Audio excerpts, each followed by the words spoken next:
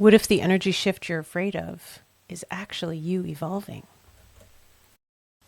Welcome to Mediumship Sparks, where we connect more deeply with spirit and source and follow the sparks of insight and inspiration that bring us greater awareness, healing, and just more flow into our lives. I'm Noelle Dean, intuitive medium, licensed therapist, and your host. A quick note before we begin: this podcast is for educational purposes only and provides general information. It is not medical or psychological advice and is not a substitute for care from a licensed health professional.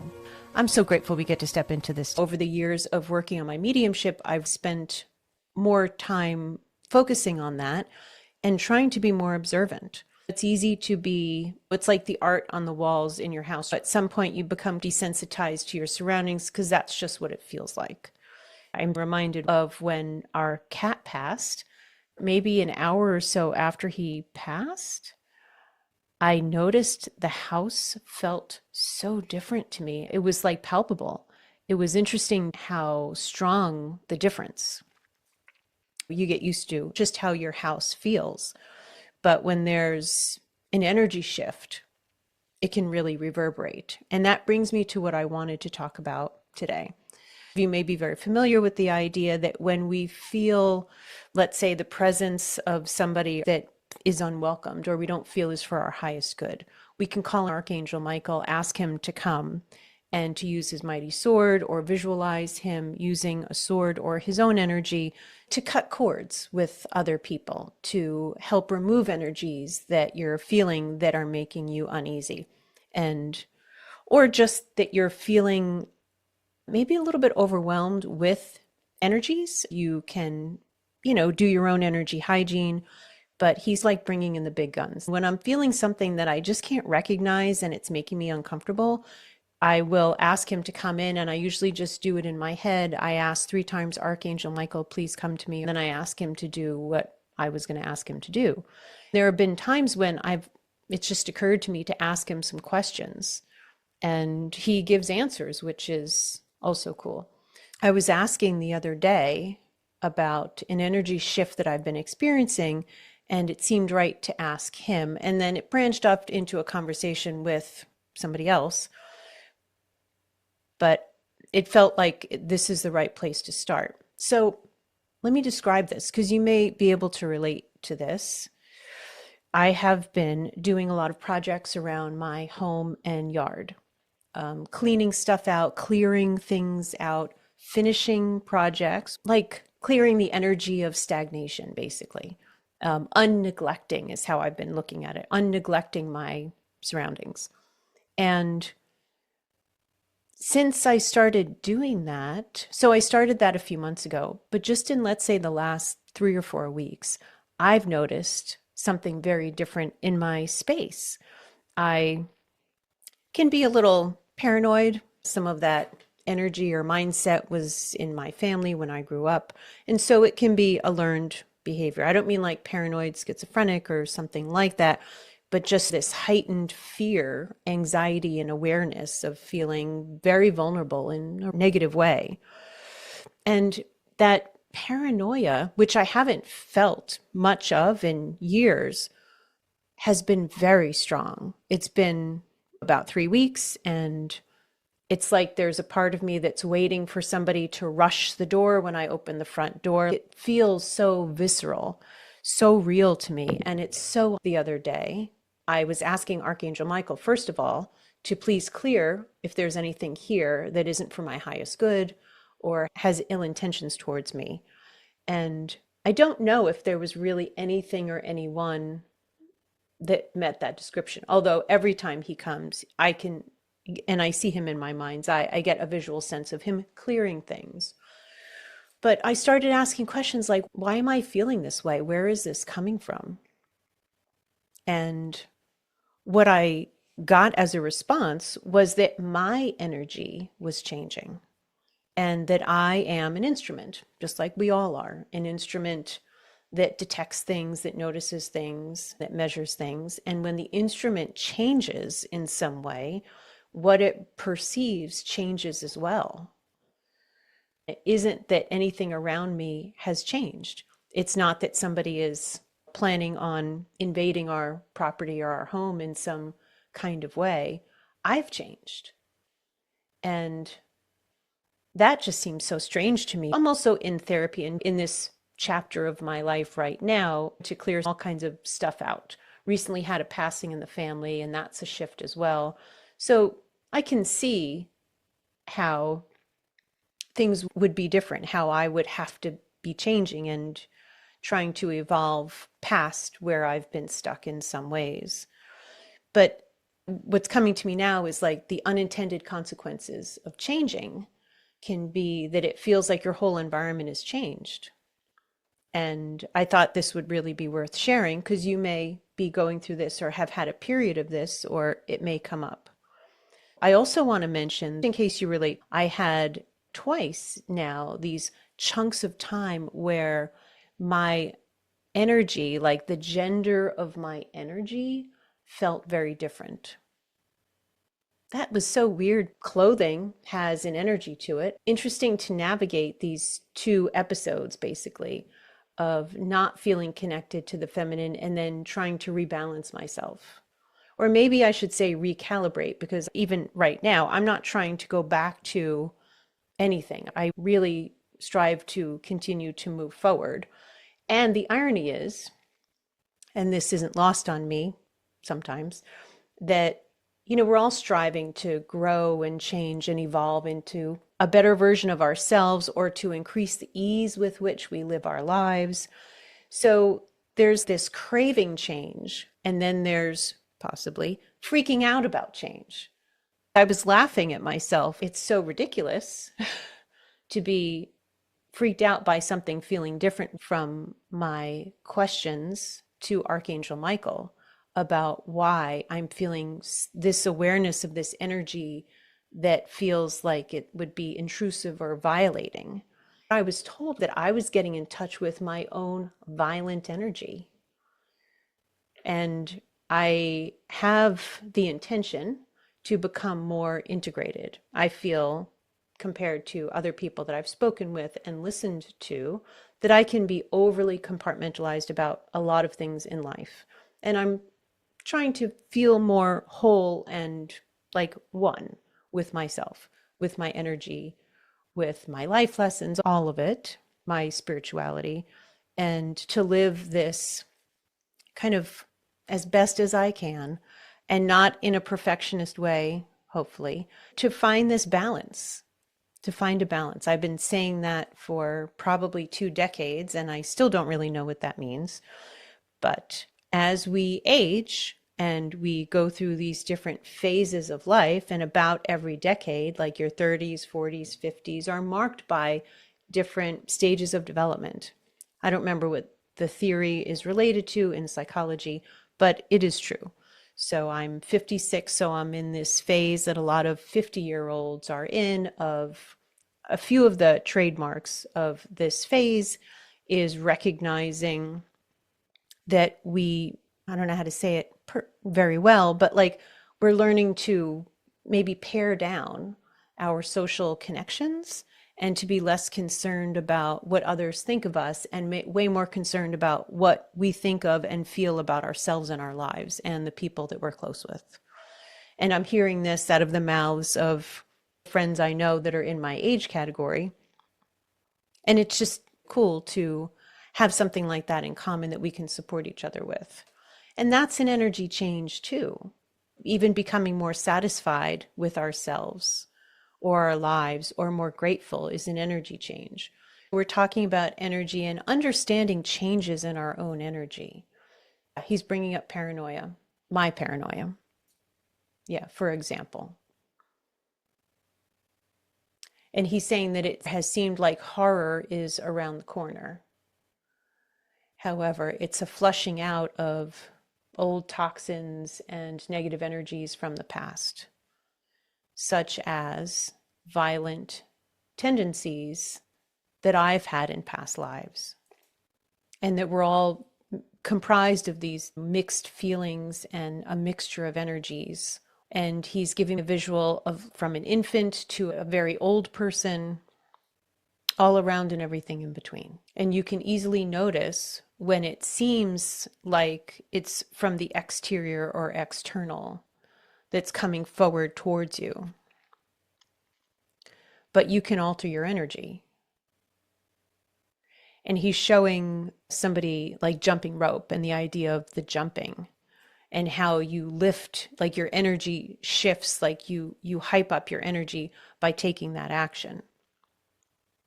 And now he's bringing up there are more permanent changes that will be evolved from more permanent emotional changes that you may make. Loss and death and the experience of intense grief changes a person's energy. It may soften, it can also harden you. And it would take less work to go from hardened to soft if you were most intentional about it, because you missed how you used to feel more open and available to people and supported. I'm getting the visual of like a daisy and plucking the petals from a daisy, like the "he loves me not" type thing. And our energy is comprised of our choices. So if we say, I never want to be vulnerable again in this way, then we've closed up something. And he's showing you could also just throw away the daisy and how that would create a permanent change.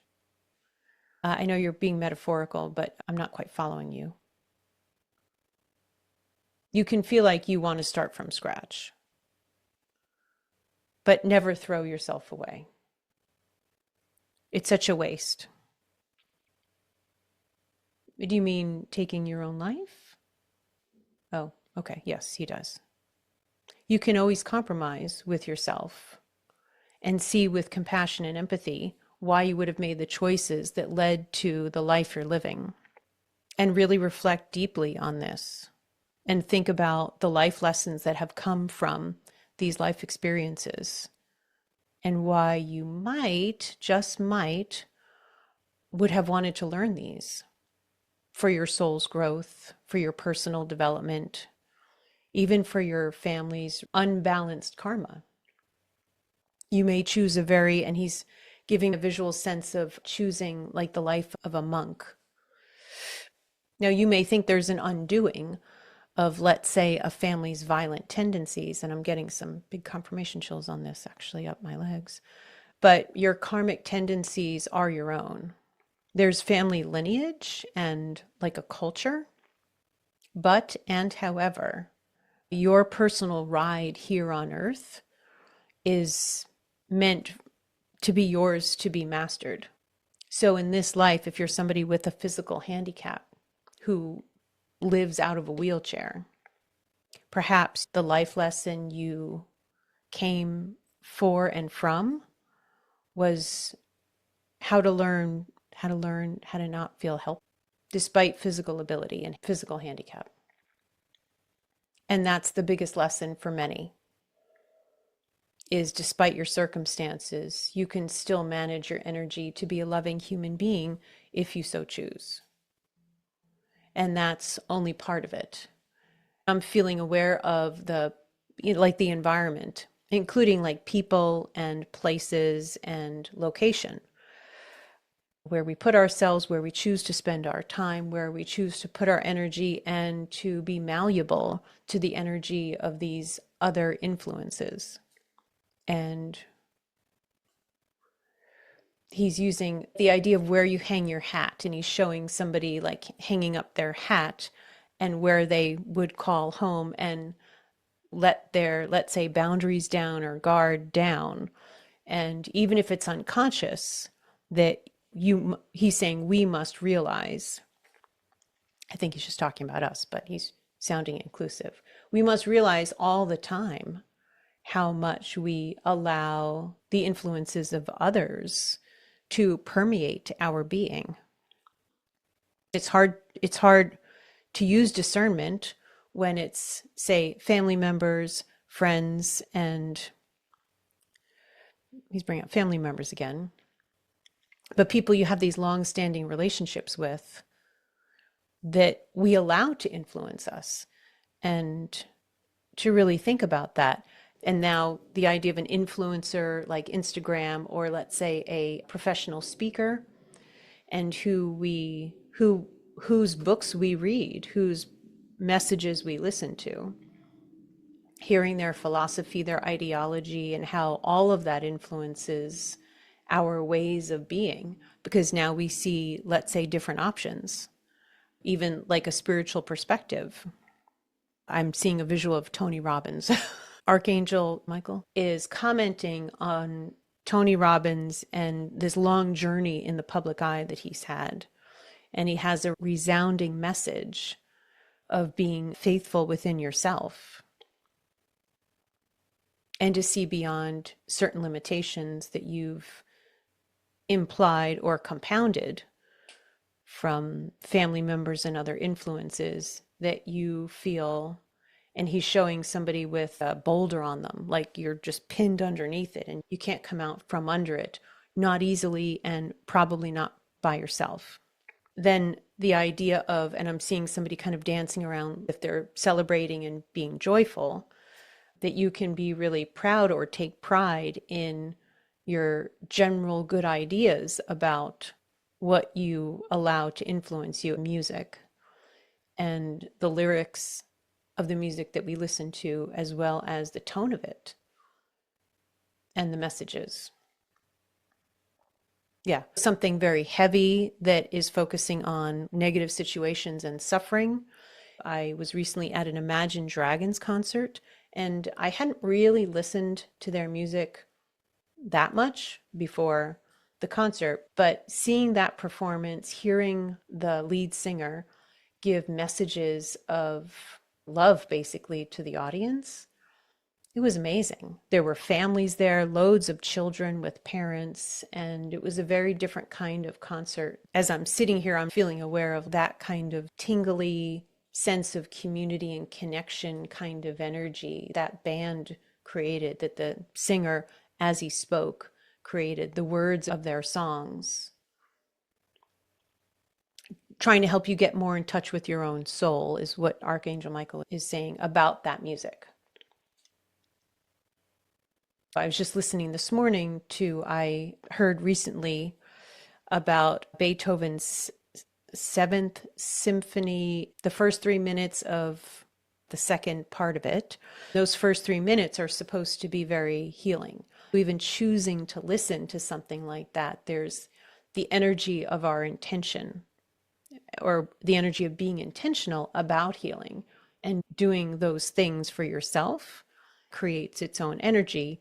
And just as he's saying that, I'm getting this visual of, I want to say an energy flare, but something spinning up. And it's small. It's not like a big round swirl of energy. But he's saying then it gets included in your own personal sphere of energy. He's encouraging us to be mindful of these influences. I'm feeling aware of self-talk and being way more mindful about that. We can surround ourselves with a lot of, quote, positive influences, but if we're tearing ourselves down in our own heads, even if the words don't come out, but there's that energy, he's saying then you're being a terrible person to yourself. And that's unfair of you to do. That's a program and training to be that negative. Even people who've done horrible acts, everyone has redeeming qualities. He's showing a visual of like the idea of you have a lot of ingredients around you and that you're picking and choosing what to put into this, let's say, pot of what will boil into or become like the stew of your own energy. And being really mindful of that. Also aware of diversifying what you include in your life. If there's just this one area of life that we're focusing on, then we're missing, let's say, creativity or being artistic, or even allowing yourself to be a dreamer, he's saying. Yeah, there's an energy to nightmares, to positive dreams, and even focusing on what we would consider nightmares and how much we replay that in our heads. how we suffer over things like that, like those kinds of experiences. The impression I'm getting is somebody having that kind of terrible dream and keeping it to themselves, trying to tuck it away, maybe compartmentalizing in that way. And that if they shared it with somebody, it doesn't make it more real and it doesn't make it more likely to repeat. But it's more of this shared human experience that other people may benefit from as well. When you get that off of your chest, there's also this release of the energy of some of it. And not for the other person to absorb, but to just allow it into the atmosphere. Thank you. Now being shown the idea of when we want to release the energy of the influence of another person. And I have been finding myself doing this more as I'm noticing certain patterns of mine that are very related to a family member. I have these moments of awareness. And it's just me saying this, but this is what he's wanting me to bring up. These moments of awareness, oh, that's not me. I don't think that's like my, I don't want to say soul or truth, but I don't think that's coming from me. But I'm going to be very mindful about it. I don't want to send it back to that person to have them absorb it. I had a pretty powerful experience maybe about 2 weeks ago, sending energy back to somebody, but it wasn't for them to absorb. And I felt really clear in my intention about that. Don't take it in, but I'm giving it back to you because it's yours. And there was something that felt empowering and loving about that. We don't want to send negative energy or the energy of, let's say, dysfunction back. I think that might be a bit mixed. So do you want to give your opinion about that, sir? He's saying you can get caught up in the middle of that with other people's energies because that's from their programs and not well-intended consciousness. He's saying, please be mindful of where you expect this energy to spring to when you release. He's showing a person releasing energy and having the intention of it going into the earth to be absorbed and, let's say, recycled. He's saying that's the best way to rid yourself of this excess negative energy when you realize what's happening in your life and in your personal energetic space. That there's nothing negative about doing that, that, the Earth Mother chooses to absorb and reabsorb energy and do more positive things with it. The energy goes to plants and trees. It fuels the ocean. There's no waste of time and energy. That doesn't exist. He's showing somebody like wiping off their arm and their hand and then gently releasing that energy into the earth. I call that wiping off. We all absorb energy. Our clothes absorb energy. Things absorb energy. So doing a gentle wipe off or a brush off and then releasing that. But it seems to me he's showing somebody with more intention than just releasing it, but also really imagining it going into the earth and being used for a positive purpose. And he's saying that's perfect and ideally your best solution. And is there anything else that you would like to say about that switch of the paranoia that came up for me? I got your message in saying that was me getting in touch with my own violent energy. Do you have advice for other people about when their energy shifts and how to try to reflect on that for themselves? He's saying, call upon me, meaning him, and I'll be able to help. And then he's showing a visual of a tapestry and sewing, needle pointing the tapestry, but focusing on a particular area of the tapestry. And he's showing a person reflecting that if they're not happy with what they're receiving or experiencing, to question that. Like, why? Where is that? Where did that come from? Within me. And reflecting on past experiences, past lives, past subjugated feelings and ideas that you were afraid to think and now seem to be bubbling up from your own underground, reminding us all that we are these energetic machines. So if you're wondering like, hey, where did that come from? Sit quietly and start reflecting on, where have I learned that? Where could that be coming from? Is it fear-based? Is it anxiety-based? Is it happy-filled? And is that actually my goal? Because it may not be. You may be looking to be fulfilled and satisfied, but he's reminding us that happy is a fleeting idea that may or may not come with some of these personal changes that we're all looking to make. And having this deeper cut and deeper look at ourselves and what we may be ill-intending or unintending that we should bring a level of consciousness to, because it's important to us. Yeah, and which calibrates which better? Is it positive influences from the outside or from the inside? I'm seeing in big capitals both. And this inside or inner work that we sometimes think about and try to objectively first realize what it's coming from and how to make these changes.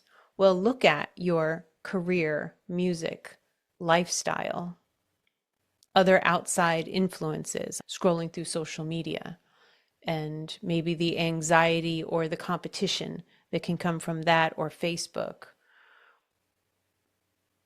depending on who you follow and who your friends are and what is the energy that they're putting out. Even on something like that, even just seeing a picture can leave you with something, an emotional or an energetic imprint on you.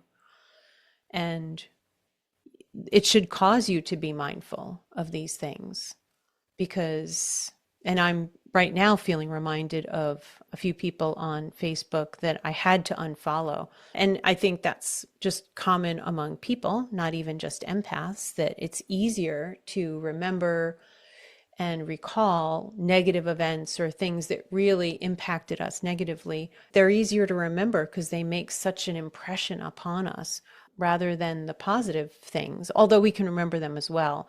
But I think where we felt a bit, I don't want to say traumatized, but something that may have felt a bit traumatic, and stuns us, and of course he's saying this, can leave this very clear imprint, and he's using the word transcript upon us. Transcript. Can you say more about that, please? There's this dialogue or conversation that we have between people. He's bringing like energy cords, staying connected in these, let's unconscious or subconscious ways.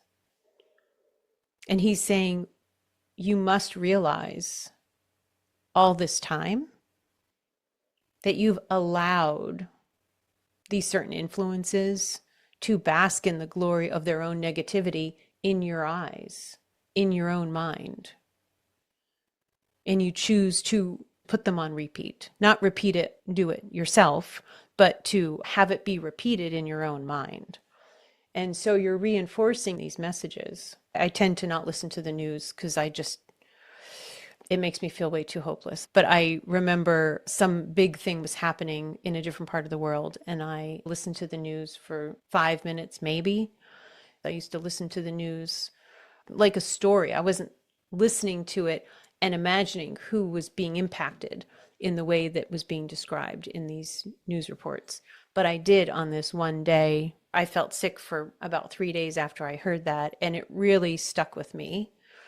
He's bringing up to see these kinds of experiences from even a slightly different perspective. I'm starting to get some pressure in my third eye area. He's encouraging us to bring that in, this other kind of sight, like from the spiritual development perspective of what people are experiencing or have experienced, and then the spiritual growth that they were, or emotional development that is beckoning them now. People going through hardships, and I always feel torn about saying things like this, even though I know that it's true, that we sign up for when we're born, where approximately we're born, and for the life lessons that we're here to learn. But when it involves like what we would consider, whew, big chills, a genuine tragedy, it's just really hard to want these words to come out of my mouth that somebody signed up for that, because that's just such a sucky pill to swallow for all of us, for the big things that we've gone through. And when it's in hindsight, because it's been 5, 10, 15, 20, 30 years later, when we're not living in the tragedy of something, we can have a very different perspective. But when we're in it or somebody else is in it, man, I never want to be the person to say they signed up for it, so it's all good, because it just sounds so cold. We can try to have that perspective for ourselves, and it could be very healthy for us to have that for ourselves, very helpful as well. I try to live in the perspective of straddling the human and the spiritual world and its different perspectives, and how at some point, in some ways, they can overlap, but sometimes from this spiritual perspective of experiences that once we're all in the afterlife, we're not in pain, we're not suffering, that we came for experiences. And some of them are bright, and he's saying, pardon my language, and shitty. Yeah. And that nobody signed up for Pleasantville. That's cute. He's saying, but it's hard to convince, he's using Americans as an example, that that's the case, because they're expecting this. And he's showing what they used to say to immigrants, the sidewalks are paved with gold, showing like a sidewalk with jewels in it and sparkly. And he's saying it's never really like that. Like in this life, he's showing somebody leaving the earth at a very young age as an infant, and they may not have had outside negative experiences. They transitioned early, so we might look at it that way. But from their perspective, they may have just had this bright and sunny, sunshiny experience because they got to live in a womb for 9 months where they were cared for and loved. And they just wanted this brief experience, and that was it. I'm getting big chills on this, on my legs. Asking Archangel Michael if he has anything else. And he's bringing up, thank you, will and determination.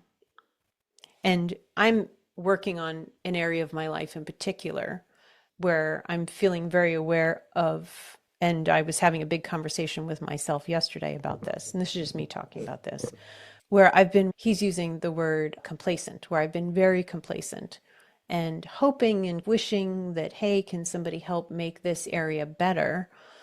But yeah, he was saying there was nothing about empowered changes that were stemming from me. And he's saying that was a mistake on my part, to be hopeful without making the changes. And he's saying but meaning all of us, need to be mindful of our activity, mental and physical.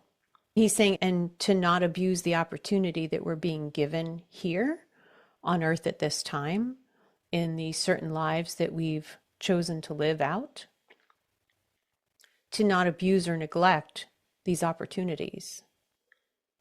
We're upset that things didn't go a certain way, or he's saying you wish for things to be different, and then you do nothing sometimes to really make, not force, but make, or control of yourself to make things better, to make some things better. And there are many things out of our control, and there are so many things within our ability of management of ourselves. And that we tend to really take that for granted. And he's saying not to om and meditate, to be intentional about every single breath that you take, although you can take it to that issue of how mindful and intentional can I be? And he's saying that might be your journey, and God bless you if it is. However, he's saying for some and most people, They just want a better and an easy life. And that's also not possible without easy and intentional thinking. It's not that it's not hard, but it's also not hard. Because you see, your management of yourself, your intentional thoughts, illnesses, even subconsciously, are all part of this life that you chose to come here to be a part of life that involves other people, other circumstances, and you can't squander that opportunity. The equipment that you have, your body, your thoughts, your mind, and mindfulness, are all here for a very good reason. And it's because you asked for it. You chose and signed up for it, and not that the grit that you've earned isn't worth it, but you also have every right to complain about what's hard about it.